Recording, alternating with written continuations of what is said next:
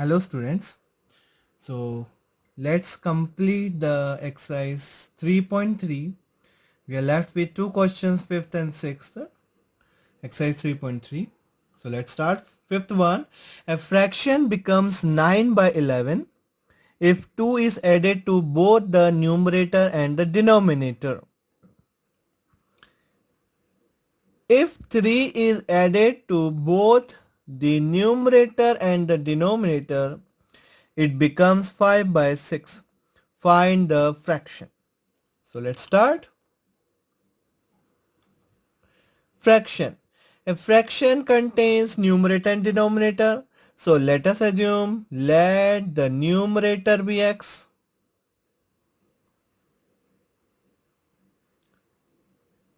and the denominator be y.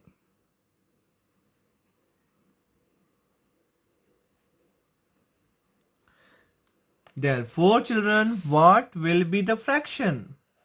Fraction is numerator upon denominator.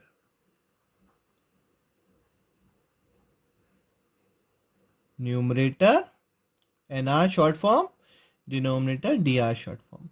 Numerator is x and denominator is y. Now we are going to read the statement again.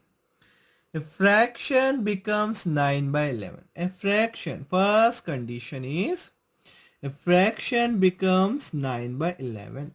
When it becomes 9 by 11, if 2 is added to both the numerator and the denominator. If we are adding in numerator also 2, in denominator also 2.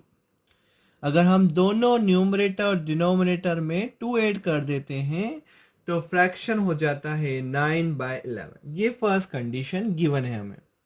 अब इसका हम क्या करते हैं, cross multiply करते हैं और equation standard equation बनाते हैं. 11x 11 2s are 22, 9 into y 9y and 9 2s are 18. अब आप इसको स्टैंडर्ड इक्वेशन लाना है. 11x equals to 9y plus 18, ये 22 इधर ट्रांसपोज हुआ, माइनस 22, 9y माइनस 4. हम इससे x की वैल्यू निकाल लेते हैं, हमको सब्स्टिट्यूशन मेथड लगाना भी है. 9y माइनस 4 अपॉन 11, ये आ गई x की वैल्यू फर्स्ट इक्वेशन से. ये फर्स्ट इक्वेशन हो गई हमारी. इस फर्स्ट इक्वेशन से हमने x की वैल्यू भी फाइंड आउट कर ली. अब हम सेकेंड केस पढ़ते हैं. सेकेंड वापस statement again we will read. अब देखो, if 3 is added to both the numerator and denominator. Previously हमने 2 ऐड किया था, अब हमें 3 ऐड करना है दोनों न्यूमरेटर डिनोमिनेटर में, तो फ्रैक्शन हो जाएगा 5 by 6.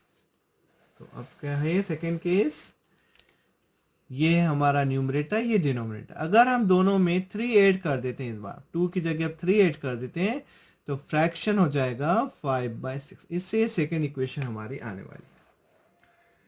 वापस से क्रॉस मल्टीप्लाई करेंगे. 6 into X 6x, 6 3s are 18, 5 into Y 5y, 5 3s are 15. इससे आप क्या कर दीजिए, इधर ले आइए. 6x माइनस 5y, 15, ये 18 उधर ले जाइए, माइनस 18. 6x माइनस 5y, 15 में से 18 गए, माइनस 3. अब हमने जो x की वैल्यू निकाली है वो इसमें सब्स्टिट्यूट कर देना. Substitute the value of x.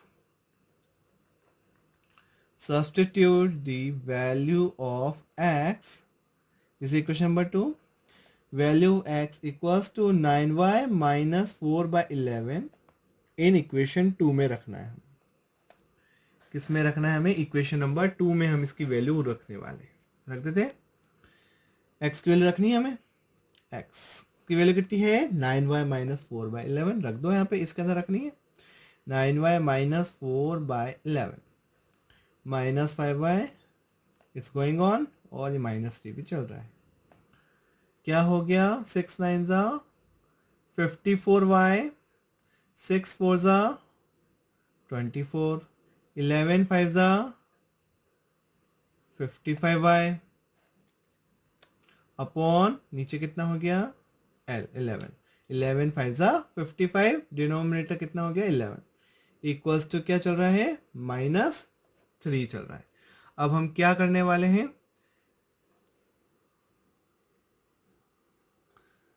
54 minus 55 minus y minus 24, ये 11 से मल्टीप्लाई में ले जाइए, cross multiply, 11 into -3 -33 minus y equals to -33 -24 उधर ट्रांसपोज कर दो +24 minus y equals to, minus करो सब्ट्रैक्ट करो, कितना आया -9, माइनस माइनस कट, y आ गया हमारा 9, therefore x equals to 9y minus 4 by 11. Put the value. What is the value of y? 9. 9 nines are 81. 81 minus 4 by 11. 77 by 11. 11 sevens are 77.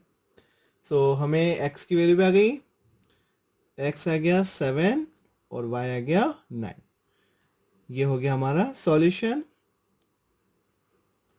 Therefore fraction is, अब fraction क्या हो जाएगा हमारा, Therefore fraction is numerator upon denominator, यानी x upon y, यानी कितना आ गया 7/9। अब हम चेक करके भी देख सकते हैं कि हमारा आंसर आया है वो सही है कि नहीं है, तो चेक कर लेते हैं। Let us check here only, यहाँ रफ में को चेक कर लेते हैं हमारे। अभी देखिए आप, फ्रैक्शन है हमारा 7/9। अब फर्स्ट कंडीशन की थी कि if 2 is added to both numerator and denominator, अगर 2 ऐड कर देते हैं फ्रैक्शन हो जाता था 9/11, तो 9/11 आ रहा है। और सेकेंड कंडीशन थी अगर 3 ऐड कर देते हैं दोनों में तो क्या होता है, तो फ्रैक्शन बिकम्स, फ्रैक्शन कितना रखा था हमने 5/6 दे रखा था। अगर सेकेंड केस में हमें 5/6 तो देखते हैं 2 5 और 2 6 5/6 इसमें भी आ रहा है। मीन्स हमने जो किया है बिल्कुल सही किया है, ये हमारा चेक भी हो गया। Now will do the last part, 6th part. Let us do 6th part. Question number 6. 5 years hence, the age of Jacob will be 3 times that of his son's age. 5 years ago, Jacob's age was 7 times that of his son's age. What are their present ages? So there are 2, first son, second father. So let's start by assuming their ages. Solution. Let the age of Jacob be x and the age of father be y.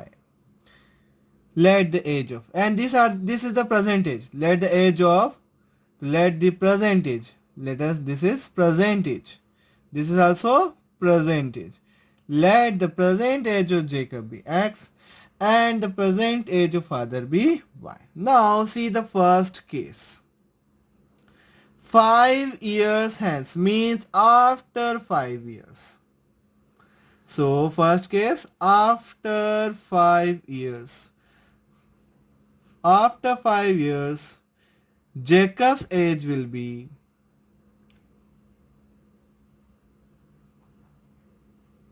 x plus 5 years.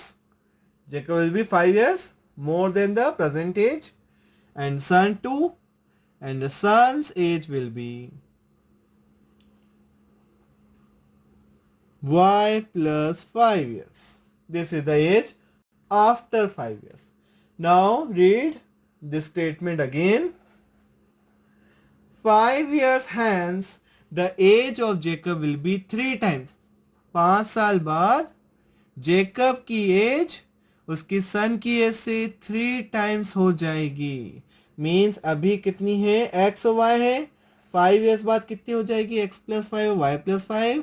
तब क्या condition है कि Jacob की as उस समय अपने बेटे से 3 टाइम्स हो जाएगी। x plus 5 equals to 3 into Y plus 5, 3 times times में मल्टीप्लाई। तो ये जेकब की उम्र 5 ईयर्स बाद, ये सन की उम्र 5 ईयर्स बाद, और जेकब उस समय अपने बेटे से 3 टाइम्स होगा। ये गिवन है, तो इससे हमारी इक्वेशन आ गई। x plus Y equals to 3y, 3 5 15। इससे आप x निकाल लीजिए, 3y प्लस 15 माइनस 5 कितना आएगा, x equals to 3y plus 10। Equation number 1 डाल दीजिए। अब again we have to read the second case. Now read again. 5 years ago, see, 5 years ago, 5 साल पहले, Jacob age was 7 times that of his sons age. उस समय 5 साल पहले Jacob 7 times था अपने बेटे से। मीन्स अभी एज कितनी है एक्स वाई, तो 7 ईयर्स 5 ईयर्स बिफोर कितनी होगी, X minus 5 and Y minus 5। तो निकालते हैं। बिफोर 5 ईयर्स, 5 साल पहले, जेकब्स एज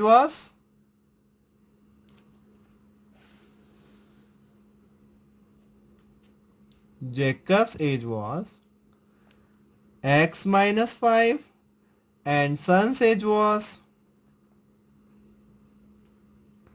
y minus 5। अब क्या गिवन है, इस समय क्या गिवन है कि जैकब की एज उस समय अपने बेटे से 7 टाइम्स थी। Jacob x minus 5, 7 times sons age. तो इससे हमारी दूसरी इक्वेशन निकल के आ रही है, x minus 5 equals to 7y minus 35। इससे आप x निकाल लीजिए आपस से, x equals to 7y minus 35 plus 5। तो x की वैल्यू कितनी आ गई, 7y माइनस 30। ये क्या आ गई हमारी इक्वेशन नंबर 2। अब हम इक्वेशन 1 से जो x की वैल्यू है यह यहां रख देते हैं। What is the value of x in equation 1, 3y plus 10। तो रखते हैं, substitute the value of, substitute the value of x equals to 3y plus 10 from equation 1 to equation number 2 में रख देते। क्या x की वैल्यू आई, 3y plus 10। यहाँ क्या चल रहा है, 7y minus 30। अब इसको इक्वेशन सॉल्व कर लेते हैं हम। So 3y minus 7y equals to minus 30 minus 10. Minus 4y equals to minus 40. Y equals to 40 by 4. 4 10 40. Therefore y की वैल्यू क्या आ गई हमारी, 10 आ गई।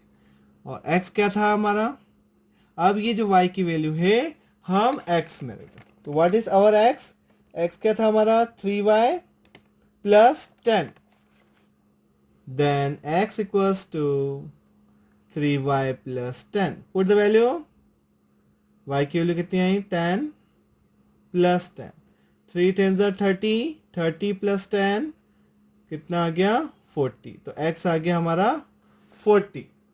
therefore एजेस क्या हो गई, therefore present age of Jacob की प्रेजेंट एज हो गई 40 years and सन की प्रेजेंट एज हो गई, एंड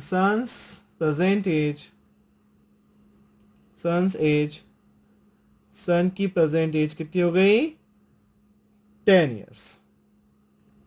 नाउ लेट्स चेक, अब हमने जो किया है सही है कि नहीं, इसको चेक कर लेते हैं। चेक करते हैं कि विथ वी आर राइट और नॉट।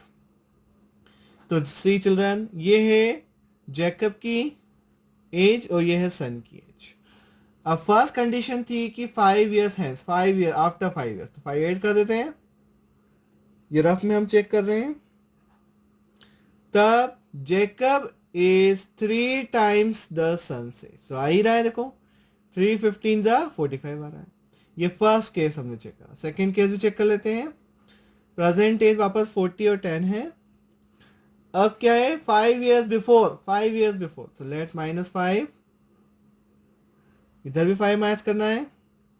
तब जेकब इज 7 टाइम्स था, तो 7 टाइम्स 7 5 35, यहाँ 3 टाइम्स था, यहाँ 7 टाइम्स था। दोनों कंडीशन फुलफिल हो रही है, मीन्स वी आर राइट। तो जेकब की प्रेजेंटेज हो गई 40 और सन की प्रेजेंटेज हो गई 10 years. So children, I hope you understood this question and practice it. Thank you so much for watching this video.